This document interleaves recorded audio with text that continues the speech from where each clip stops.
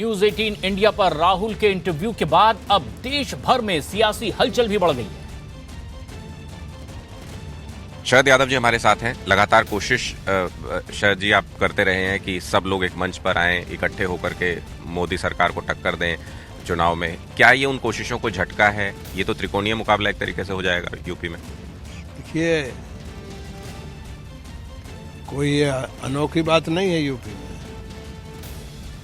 मध्य प्रदेश में, राजस्थान में, गुजरात में कई जगह चुनाव हुए हैं। कलकत्ता आपके बंगाल में होंगे, तो हर सूबे में अलग अलग परिस्थिति है। एक तो मैं ये मानता हूँ कि सपा बसपा का जो गठबंधन है, एक मजबूत कदम बीजेपी को हटाने के लिए एक मजबूत कदम बढ़ा है। अच्छा होता सब पूर्ण लोगों को साथ लेकर चलते, लेकिन जो आप कह रहे हो सूबे सूबे में फर्क, सूबे सूबे में अंतर रहेगा अलायंस के मामले में। लेकिन इससे नुकसान होगा क्या? अगर कोई नुकसान नहीं होता है।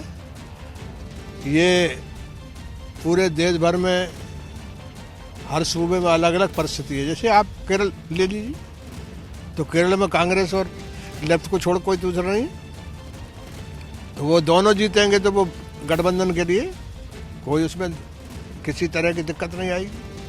इसी तरह हर सूबे में, अब अभी जैसे मान लो मध्य प्रदेश था, राजस्थान था, कांग्रेस अलग लड़ी है, बीएसपी और एसपी अलग लड़ी थी, तो उससे गठबंधन पर कोई असर होगा या बीजेपी को हटा, बीजेपी के खिलाफ जो गोलबंदी है, तो साझा विरासत सात जगह हुई है। बीजेपी आरोप लगा रही है कि राहुल गांधी देश से बाहर जाकर के देश के बारे में गलत इमेज बना रहे हैं, देश की गलत खराब चीजें बता रहे हैं देश की। राहुल गांधी उस पर ये कह रहे हैं कि भाई मुझसे कोई सवाल पूछेगा तो जवाब देना पड़ेगा, प्रधानमंत्री की तरह सवालों से भाग नहीं सकते। तो आपको लगता है कि राहुल गांधी वाकई में इस तरीके के बयान दे रहे हैं, इमेज खराब होती है उससे कंट्री का, ऐसा कुछ है? नहीं, अजीब तरह की बहस है भाई। दुनिया ओपन है, हर आदमी को मालूम है कि क्या भारत में हो रहा है, क्या चीन में हो रहा है, क्या अमेरिका में हो रहा है। अमेरिका का राष्ट्रपति हो चाहे और चीज़ हो, ये जब जा रहे हैं बाहर, तो ये सब यानी बाहर बोल रहे हैं, इससे क्या फर्क पड़ रहा है? नरेंद्र मोदी नहीं बोल रहे क्या? राहुल गांधी यदि बाहर गए हैं तो देश के बारे में कौन सी बात छुपी हुई है? यहाँ जिस तरह से गाय के नाम पर, मॉब लिंचिंग के नाम पर आपके वादे किए, उसको छोड़ करके मंदिर मस्जिद के नाम पर जो आपस में तनाव बना रहे हैं, वो कौन सी छुपी हुई बात है? हमारे प्रधानमंत्री भी विदेश में गए हैं, हमने भी इससे बड़े बड़े कार्यक्रम विदेश में किए। एक बार दोनों भाषणों को कंपेयर करके देखना चाहिए। भारत के गौरव बढ़ाने के लिए हमारे प्रधानमंत्री अपने भाषणों में बोलते थे, भारत को अपमान हो, भारत के बारे में दुनिया में गलत छवि छपे बने, इस प्रकार के भाषण राहुल गांधी जी कर रहे हैं, बहुत दुखद है। तो जी, दुबई में राहुल गांधी कहते हैं कि भ्रष्टाचार के मुद्दे पर प्रधानमंत्री सदन में नहीं आते और उस पर बोलने से डरते हैं, और मैं बोलता हूँ मोदी जी का अपमान नहीं सहेगा हिंदुस्तान। सिर्फ राहुल गांधी जी अपनी भाषा में संयम रखें और ऐसी भाषा का प्रयोग ना करें।